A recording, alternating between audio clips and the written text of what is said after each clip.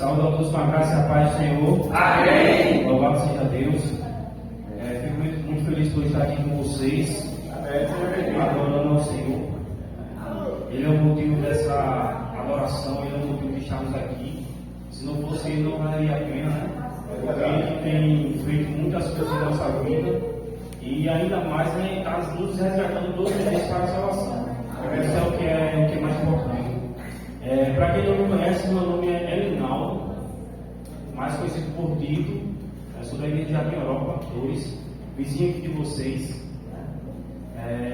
O Jorge, na verdade, era para ter vindo para cá hoje, mas por alguns motivos ele não pôde vir. Mas Deus, de qualquer forma, ele vai ser pregado, ele vai ser exaltado e o nome dele vai ser glorificado. E a mensagem que eu trago para vocês é uma mensagem bem conhecida. Acredito eu que você já tinha escutado sobre essa história por diversas vezes, né? Mas, como a Bíblia é muito profunda, quanto mais a gente estuda uma história, mais a gente aprende, não é verdade? Toda vez que eu escuto uma história que eu já escutei mais de 10 vezes, sempre tem uma liçãozinha aqui a mais, né? Porque a palavra de Deus é assim, muito profunda. E eu sei que você abre a sua Bíblia lá em 1 Samuel, capítulo 1. E vamos estudar aqui sobre dois ambientes que deveriam ser uma bênção. Esses dois ambientes, irmãos, um deles vocês estão agora, que é a igreja. A igreja deveria ser o melhor lugar do mundo, mas para alguém talvez não seja. E o outro ambiente que também tem que ser o melhor lugar do mundo é o nosso lar, irmãos. Quando você está fora ali trabalhando, né, tentando conquistar ali o pão nosso em cada dia, chega no final do dia assim, dá vontade de ir para casa, você sente alívio, alegria voltar para casa, ao saber que você vai ser bem recebido, ao saber que você ali vai ter o seu conforto, vai ter o seu lugarzinho ali. Não deveria ser o melhor lugar do mundo também? Deveria. Também porque o Senhor vai estar lá. Na verdade deveria ser, mas às vezes não é. Então é sobre esses dois lugares que nós vamos estudar um pouco, né? Aqui na história de Ana, né, que a gente pode tirar várias lições. Eu não vou colocar aqui um milagre, né, nem a oração que ela fez, mas sim os dois ambientes em que ela vivia. Que uma era a casa dela, né, que ela vivia com o seu marido, né, e o seu marido tinha duas esposas, né, ela, né, e a Penina. Vamos dar um pouco para conhecer a história. E eu queria aqui hoje de orar com vocês. Oremos. Amado Deus e querido Pai, está aqui o teu povo, Senhor Deus, com o propósito de estar em tua presença e te adorar, Senhor. Amém. Mas também, Pai, queremos ler a tua palavra e esperamos encontrar nela paz, conforto, descanso, também salvação, ó Deus. Porque dela, meu Pai, dependemos, Deus. Esperamos, ó Pai, que o Senhor possa visitar, ó Pai, cada coração aqui, ó Deus. Também possa alcançar as pessoas que não puderam vir, motivo só o Senhor sabe. Esperamos também, ó Pai, que o Senhor nos dê a sabedoria que necessitamos, ó Pai. Mesmo sabendo que nós não merecemos, porque somos falhos, nós somos pecadores, nós somos indignos, ó Pai. Mas acreditamos na tua graça e misericórdia, e por isso te pedimos. Em nome de Jesus, amém. Vamos ler aqui do capítulo 1 Samuel, capítulo 1, né, do 1 ao 8. Olha só o que diz aqui, ó. Houve um homem de Ramataim, Zofim, da região montanhosa de Efraim, cujo nome era Eucana, filho de Jeroão, filho de Eliú, filho de Tou, filho de Zufi, Efraimita. Tinha ele duas mulheres, uma se chamava Ana e a outra Penina. Penina tinha filhos, Ana, porém, não os tinha. Este homem subia da sua cidade de ano em ano a adorar e a sacrificar o Senhor dos Exércitos, em Siló. Estava ali os dois filhos de Eli, que era o sumo sacerdote, né? E os sacerdotes eram os filhos dele, Ofni e Finéias, como sacerdote do Senhor. No dia que Eucana oferecia o seu sacrifício, dava ele porções deste a Penina, sua mulher, e a todos os seus filhos e filhas. A Ana, porém, dava porção dupla, porque ele a amava, ainda mesmo que o Senhor a houvesse deixado estéril. A sua rival a provocava excessivamente para imitar, porquanto o Senhor lhe havia cerrado a madre. E assim fazia ele de ano em ano, e todas as vezes que Ana subia à casa do Senhor, a outra a irritava, pelo que chorava e não comia. Então Eucana, seu marido, lhe disse: Ana, por que choras? Por que não comes? E por que estás de coração triste? Não te sou eu melhor do que 10 filhos? Então, nesse texto aqui, a gente consegue perceber aqui que eles falam de 2 ambientes. Um que ele subiu de ano em ano, que na verdade eram 3 vezes ao ano que quem morava longe, que morava longe de Siló, e que tinha condições, eles viajavam 3 vezes por ano, para celebrar as festas. Não é isso? E eu, quando aqui, ele viajava também de ano em ano, para oferecer sacrifícios necessários. Então, ele ia para um ambiente. E que ambiente era esse? O templo. Só que também ele saía do ambiente dele, da casa dele, né, que era um outro ambiente, para ir para o templo. Então são esses 2 ambientes. Eu te pergunto, será que a casa dele, de Eucana, será que era um bom lugar? Porque a gente percebe aqui que existia ali Eucana, esposo, né, Penina e Ana, as 2 esposas. Se a gente for pesquisar a história, a gente vai perceber aqui de que a primeira esposa de Eucana era Ana. E o fato dela não poder gerar filhos, naquela época era permitido ter a segunda esposa, para que assim a linhagem dele permanecesse, né, ali. Né? E assim, isso não era legal, não era bom, mas era permitido na época. E aqui na segunda esposa dele, né, Penina, ela podia ter filhos. Ela conseguiu ter filhos e filhas, e Ana não conseguia. Agora olha só a decepção para uma mulher não poder gerar um filho para o seu esposo. Naquela época era muito mais decepcionante do que hoje, porque era vergonhoso. As pessoas ao redor tinham aquela mulher como uma pessoa amaldiçoada pelos deuses, quando não tinha criança em Israel, em Deus, né? E ou amaldiçoada por Deus, porque não tinha filhos. A crença era essa, infelizmente. E Ana carregava um fardo muito grande. E para piorar a situação, tinha alguém que a irritava excessivamente. E quem era essa? Penina. Agora eu te pergunto: esse lar reinava paz, sossego, tranquilidade? É um lugar que valia a pena estar, mas era a casa dela. Ela ia para onde? Porque se a gente prestar atenção, irmãos, tem muitos lares hoje que infelizmente estão sendo destruídos por vários motivos. Infelizmente, alguns lares cristãos. E a gente tem que ter cuidado, né, com isso. Mas focando ainda na casa de Ana, o texto fala aqui, ó, o verso 6. A sua rival. Olha só o que o autor ele fala. A sua rival, chama ela de rival. A provocava excessivamente.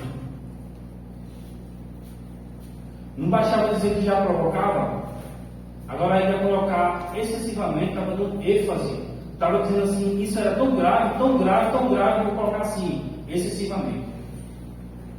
Então, assim, eu acredito que todos vocês, em algum momento, em alguma fase da vida de vocês foram provocados de alguma forma. Eu te pergunto, qual é a sensação?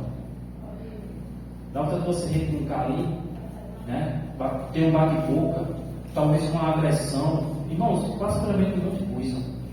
Então, a vida de Ana não era fácil.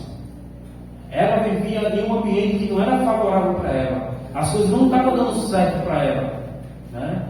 Mas mesmo assim ela permanecia ali, né? Ela não tinha a opção de deixar o marido ir embora, porque lá não funcionava dessa forma, a menos que o marido a repudiasse.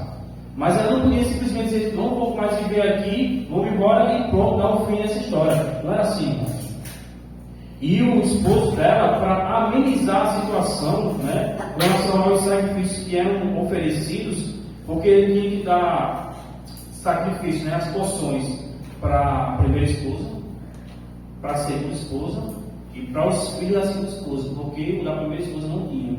Então, as porções, né, eram oferecidas ao Senhor, né, como sacrifício pelos pecados, né, pela bênção daqueles que tinham recebido. E para Ana, que era a esposa que ele amava, ele dava porção em dobro, para ver se amenizava ali o sofrimento dela. Você pode ver que no final do texto aqui ele fala assim: então Eucana, seu marido, disse: Ana, por que choras? Né? Por que não comes? Porque estás de coração triste? Não te sou eu melhor do que 10 filhos? Ou seja, apesar de tudo, o esposo dela estava fazendo de tudo para amenizar o sofrimento dela, mas não era suficiente. Então, aqui a gente viu aqui o primeiro ambiente de Ana, né? Aí eu pergunto mais uma vez para a igreja: a casa dela era um lugar de paz, sossego, tranquilidade, lugar que ela podia dormir em paz? Não era.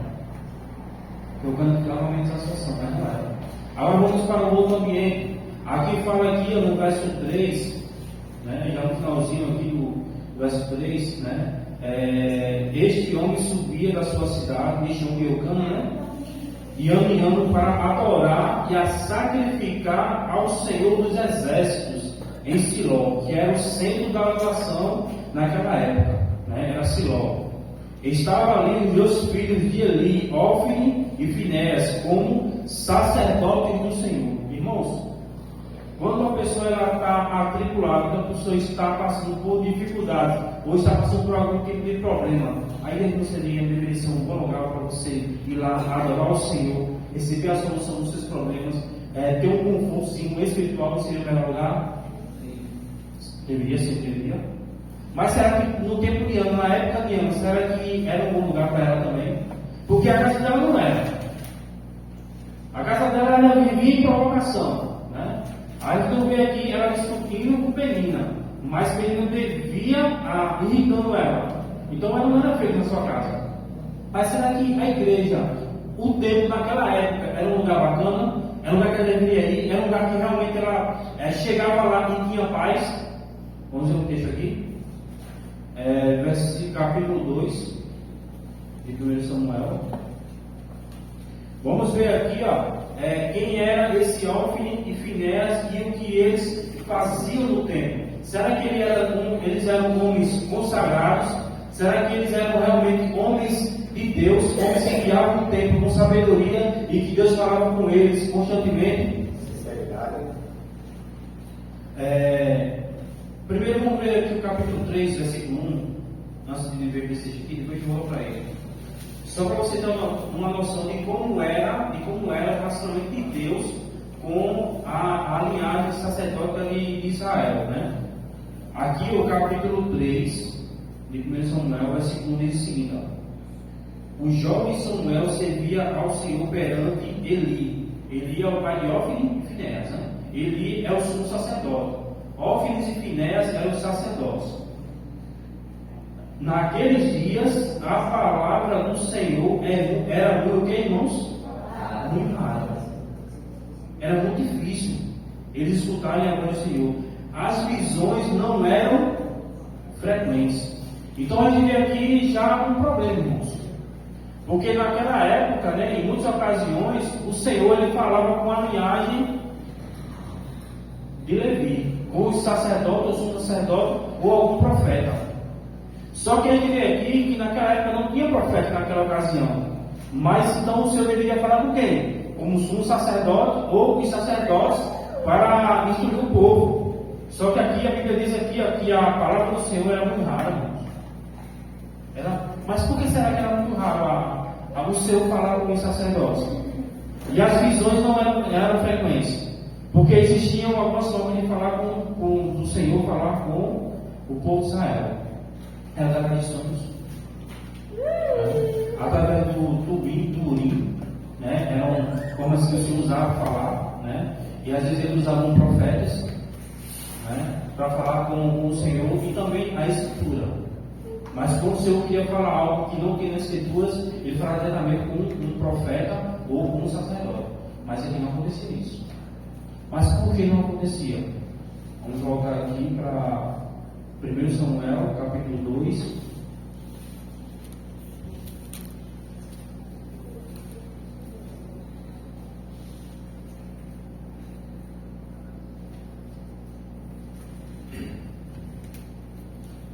Primeiro Samuel, capítulo 2, versículo 12.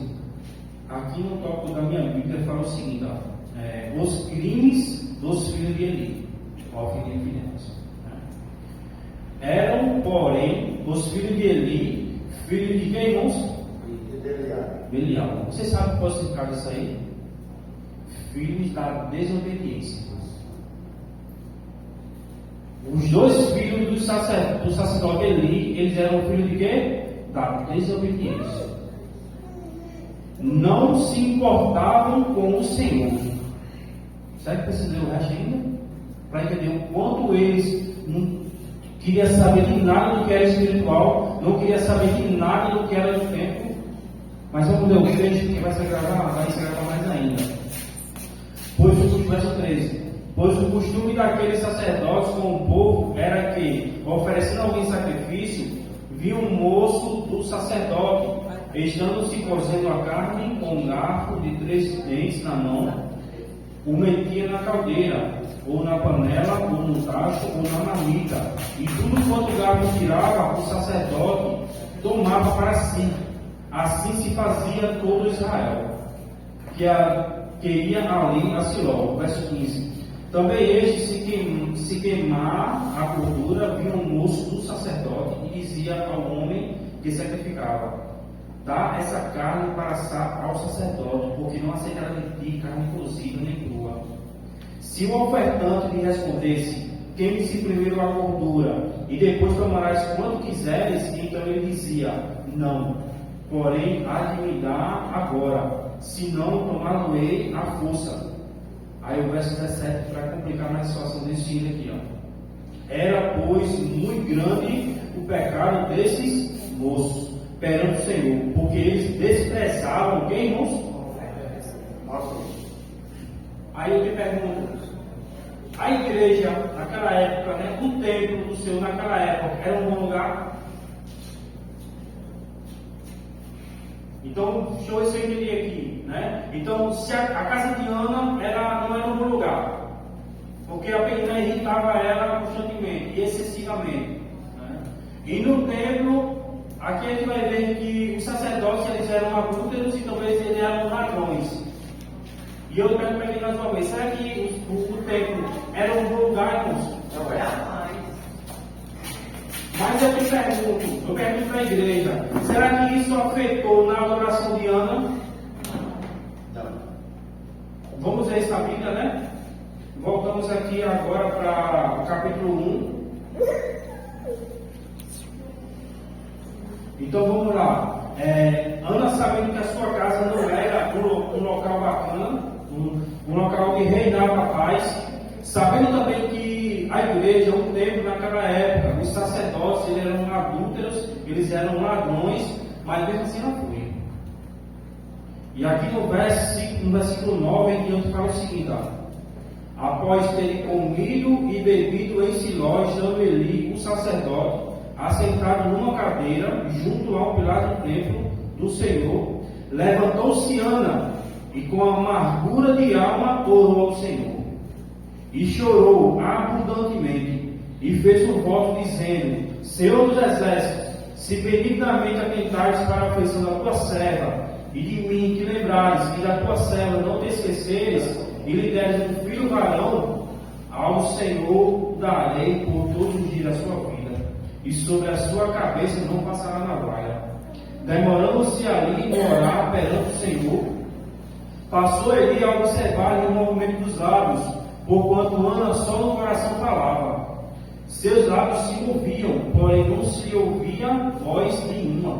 Por isso Eli a teve por embriagada. E lhe disse: até quando estarás tu embriagada? Aparta-te desse vinho. Porém Ana respondeu: não, Senhor meu, eu sou mulher atribulada de espírito.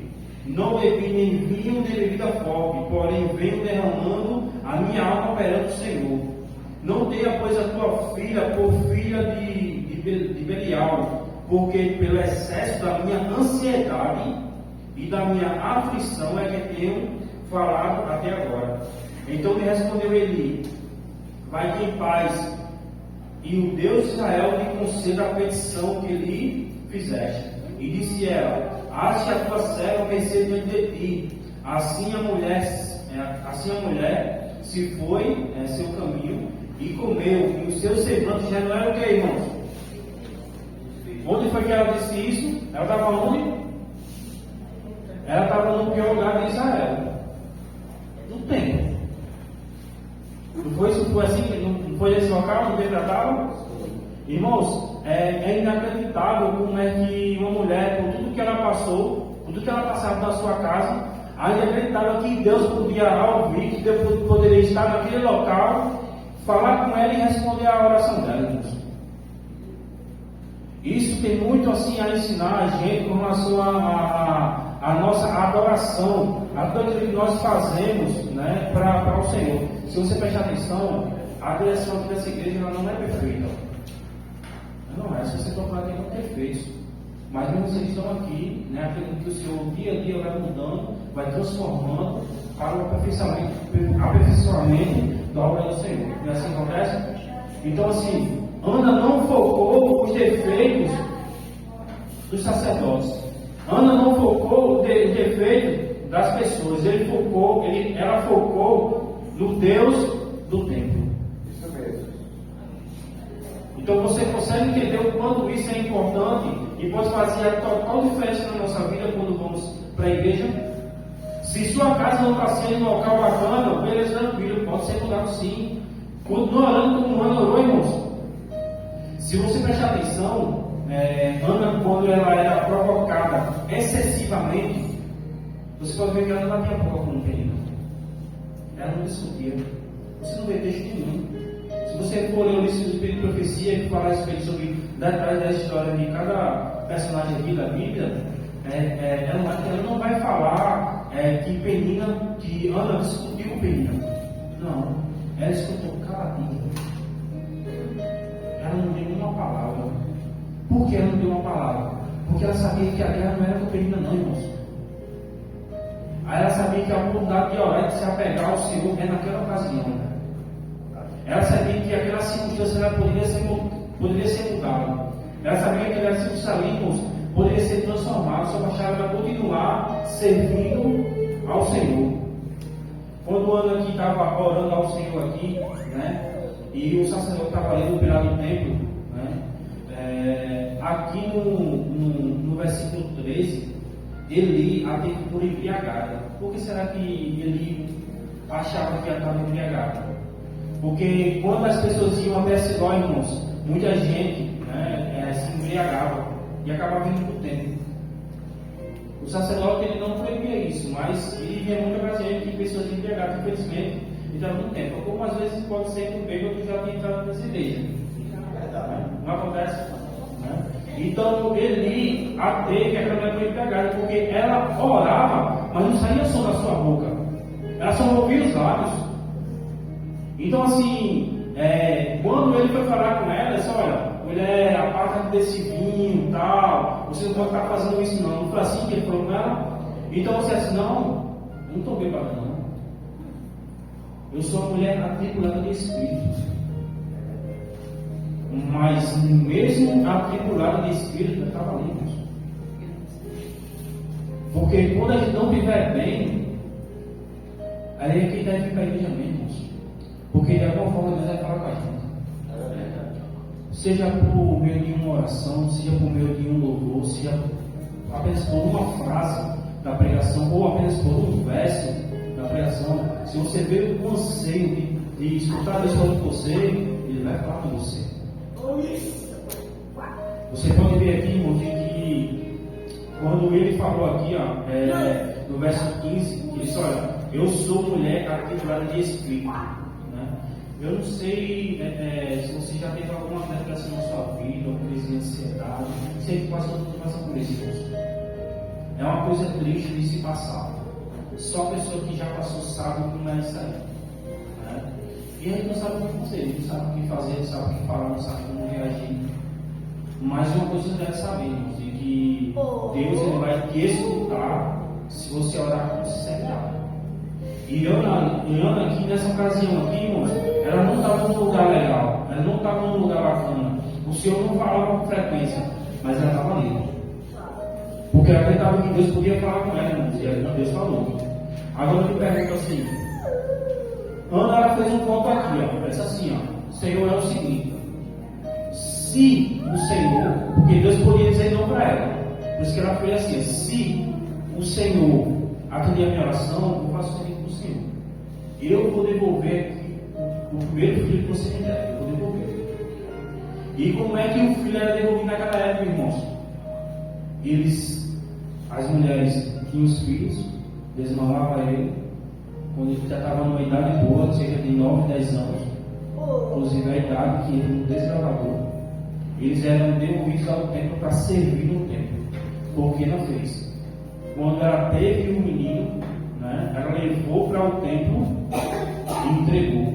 Eu te pergunto: você entregaria seu filho para o templo, para uma igreja, onde a liderança, né, onde o sumo sacerdote é um displicente, deixar os filhos fazer o que queriam, os filhos deles eram adúlteros, eram ladrões, você levaria o seu filho para um lugar daquele?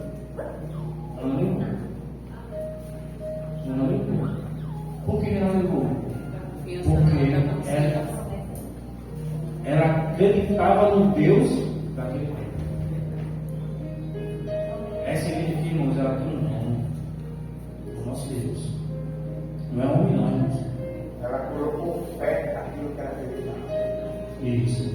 E se você prestar atenção, irmãos, essa igreja aqui, né, ela vai ser uma bênção. E não depende só do irmão Roberto, não. Não depende só da liderança, não. Depende de você. A adoração que é feita aqui nesse local depende de todo mundo. Porque eu não sei se eu já falei isso aqui, mas eu gosto de fazer essa comparação, né? Que a igreja, às vezes as pessoas confundem com um ciclo. Quando você vai para um ciclo, o que é que você espera? Um espetáculo. Não é assim? Você espera um espetáculo. Você paga o seu ingresso ali, pegou o ingresso, ali fez aquela fila, sentou ali na arquibancada ali e espera as coisas acontecerem. Não é assim? Só que aqui não é assim, irmãos. Você participa daquele momento. Então você está participando desse momento, está passando dessa adoração. Ana, ela tem esse medo. Por isso que ela ignorou todas as circunstâncias do templo, ela ignorou todas as circunstâncias da casa dela.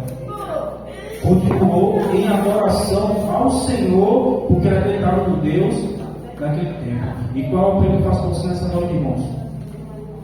Apesar das circunstâncias, apesar das dificuldades, talvez na sua casa, talvez no seu trabalho, talvez na escola, seja onde for, talvez na igreja, continue acreditando no Deus dessa igreja. Continue acreditando nesse Deus que criou os céus e a terra, irmãos, porque vai valer a pena cada momento. E pode até demorar a bênção que você espera. Mas se for a vontade de Deus, Ele vai te responder. Se Ele não responder, continue em oração, irmãos. Você entende como é a adoração? E quando Ana fez isso, irmãos, aqui no capítulo 2, Ana faz o que? O seu canto de agradecimento ao Senhor. E se você ver aqui, eu não falei com você não, porque a hora está avançada, mas na oração de Ana, você não vê nenhum texto aqui dela falando aqui que esfregou na cara de Penina o filho que ela teve. Você não vê. E eu digo mais ainda para você, ela não teve só Ana não, teve filhos e filhas. Samuel foi só o primeiro. E você não vê o texto aqui dizendo que Ana enfrentou na cara de Penina, que agora tem filho e ela não pode falar nada, tem que ficar calado. Não precisava, irmãos. Por isso que é difícil a gente escutar provocações, irritações, é difícil. Às vezes não aguenta e responde. Mas o melhor é não responder, porque Deus pode falar por Ana. E Deus falou por Ana. Não para calar Penina, mas para glorificar o próprio nome dele. E Deus ele quer glorificar o nome dele por meio de cada um de vocês. Esperemos que você possa ter consciência de que vale a pena servir esse Deus Todo-Poderoso. Vale a pena cada minuto, cada segundo da nossa vida. Que Deus verdadeiramente possa alcançar cada coração aqui. Que Deus verdadeiramente possa atender talvez o pedido que você está há muito tempo pedindo ao Senhor. E que para você é um milagre. Eu espero que em nome de Jesus possa fazer esse milagre. Amém. Que Deus possa abençoar vocês em nome de Jesus. Amém.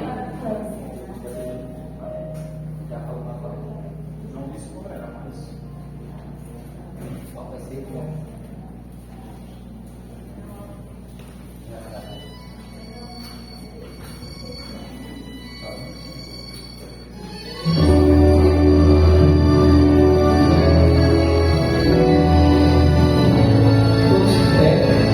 Vamos louvar o Senhor.